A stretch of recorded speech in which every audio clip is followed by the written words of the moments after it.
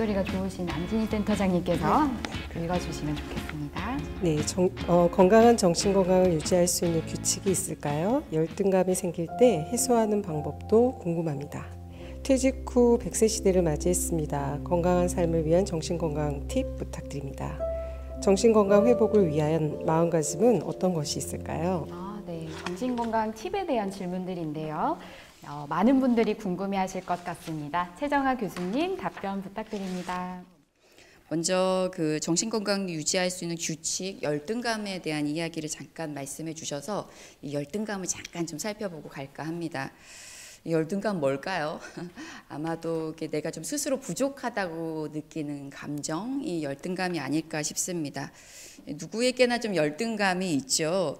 남들과 이제 비교하게 되거든요. 지금 이제 우리 이 자리에도 많은 전문가 선생님들이 계시잖아요. 의사 선생님도 계시고 또 뭔가 재력, 경제력, 학력 뭐 여러 가지로 우리는 열등감을 불러일으킬 수 있습니다. 대표적으로 요즘엔 특히 외모, 키, 몸무게, 몸매, 수만 가지로 열등감을 만들어내고자 한다면 너무나 많은 부분들이 열등감이 생길 수밖에 없는 상황이기도 합니다.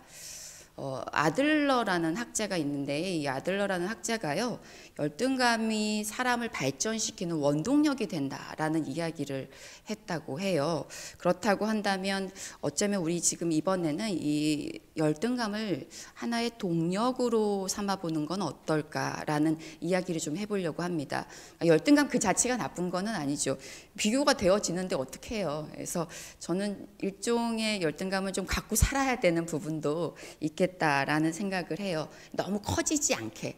막 그걸로 폭발해가지고 거기에 압도되는 게 아니라 좀 잘 돌보면서 다독이면서 사고 안 치게 데리고 사는 거, 그게 처음에 좀 필요한 것 같고요.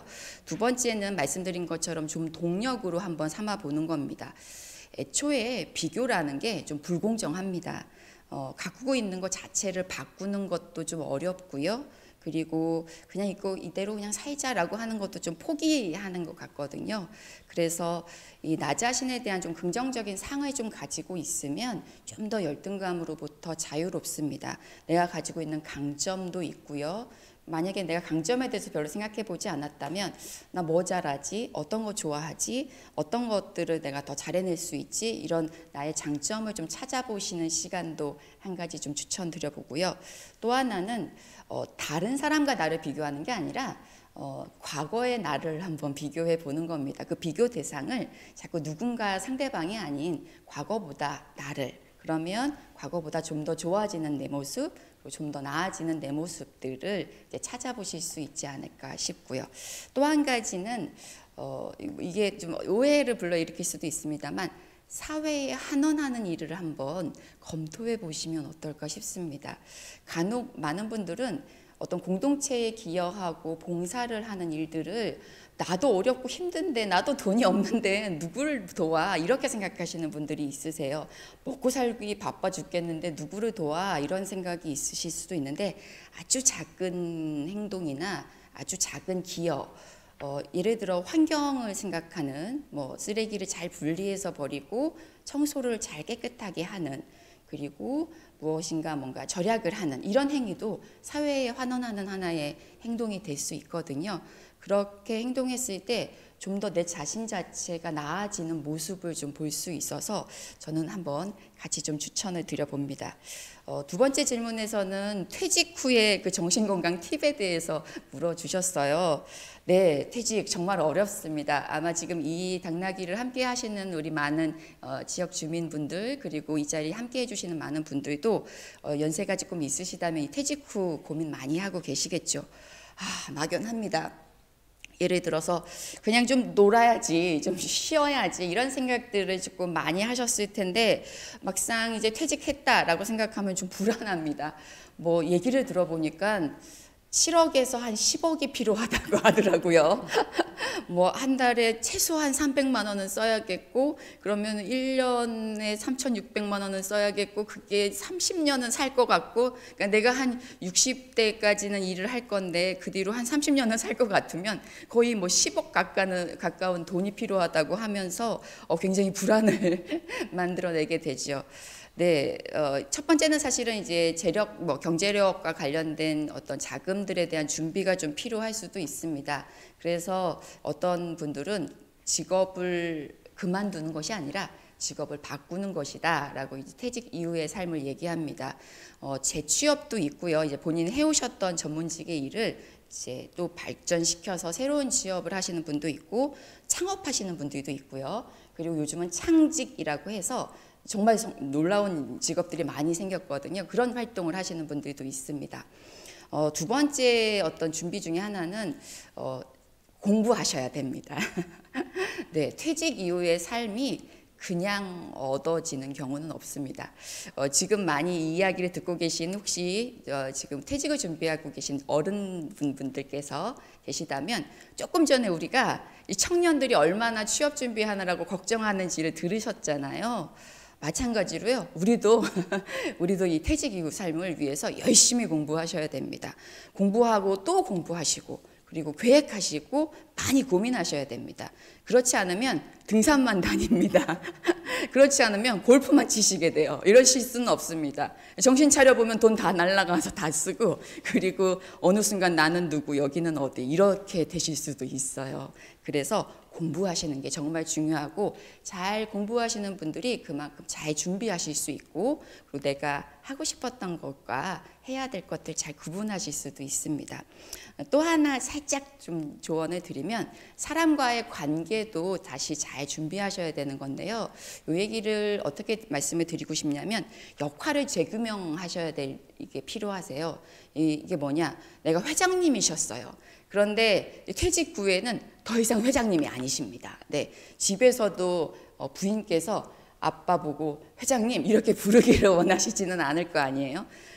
고위직 은행장님이셨어요. 그런데 집에서도 딸이 아빠 보고 은행장님 이렇게 부르지는 않습니다. 동네 분들이 사장님 이렇게 부르지 않거든요. 은행장, 고위직에 하셨던 그 일들, 특히 이제 역량이 굉장히 높으셨던 분들이 퇴직 이후에 본인의 정체성을 찾지 못해서 많이 어려워하셔요.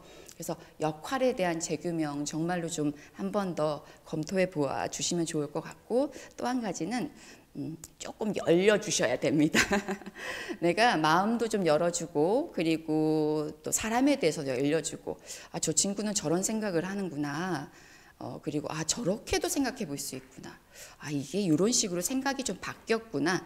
요즘 라떼는 말이야 절대 안 한다는 거 아시죠? 네, 그래서 물론 라떼가 중요했습니다. 그 라떼의 삶을 통해서 지금까지 이루어내신 거 정말로 격려드리고 존경한다 말씀드리고 싶은데 한 가지 조금 더 말씀드리면 시간에 대한 부분, 관계에 대한 부분 이런 것들 다시 재규정하는 것도 한번 필요하지 않을까라고 살짝 말씀드려 봅니다. 네, 정신건강 관련된 팁 또 한 가지 질문은 정신건강 회복을 위한 마음가짐 어떤 것이 있냐라고 질문해 주셨어요. 이분께서 정신건강 회복이라는 단어를 써서 제가 살짝 유추해 보기를 혹시 정신건강 어려움을 가지고 있는 당사자이셨거나 아니면 그 경험이 있으셨던 분이 아닐까라고 조심스럽게 좀 유추해 봅니다.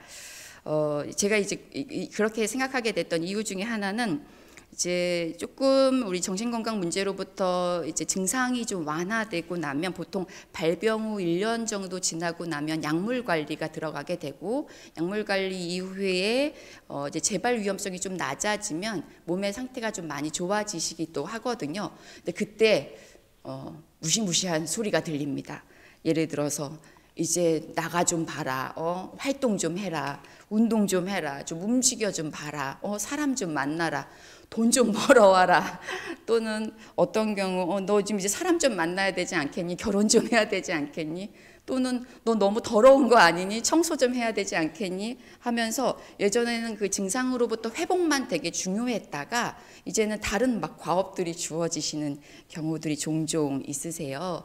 어려운 일입니다. 우리가 삶의 과업들을 하나씩 해낸다는 건 녹록치 않은 일이죠. 그런데 이를 정신건강 팁이라고 좀 이제 질문을 해 주셨으니 거기에 맞춰서 이제 말씀을 드리면 너무너무 우리가 잘 알고 있는 답이 하나 있습니다. 첫 번째, 잘 주무셔야 됩니다. 잠자는 건요, 너무너무 중요해요. 보통 불안, 우울, 정신건강 많은 어려움들의 분들은 대부분 수면 문제가 좀 있습니다. 그래서 잘 주무시는 거, 앞부분에서도 많이 나왔기 때문에 더 강조하지는 않겠습니다만 잠을 잘 못 주무시면 마치 음주를 하신 상태에서 운전을 하는 상태의 우리의 인지 상태가 된다고 해요. 그래서 최소한의 좀 수면을 잘 취하시고, 그리고 아까 우리 일부에서 노 교수님께서 해주셨던 말씀에 아침에 좀 더 일찍 일어나서 아침 햇볕을 쬐고 하는 그런 활동들 정말 중요하고요. 두 번째로 잘 식사도 너무너무 중요합니다. 규칙적인 식사 중요합니다. 먹고 싶을 때만 먹지 않고 규칙적으로 식사하시고, 그리고 어떤 생체 리듬을 잘 조절하시는 것도 중요하고요. 그리고 세 번째는 아까 우리 노 교수님의 노하우 팁도 알려주시기도 했고, 그리고 또 안진희 센터장님께서 주셨던 많은 팁들이 있었는데 나만의 한번 팁을 한번 지금 만들어 보시면 어떨까 싶습니다. 지금 오늘 이 창에 함께 하고 계시는 많은 선생님들이 계신데 굉장히 정말 아이디어도 풍부하시고 잘 들어주시고 계시다는 게 느껴져요. 그러면 아마도 분명히 나만의 노하우, 정신건강 팁 있으실 것 같습니다. 그런 것들 서로 공유해 주시면 서로 좋은 시간 되지 않을까 싶네요. 네, 화이팅 기원합니다.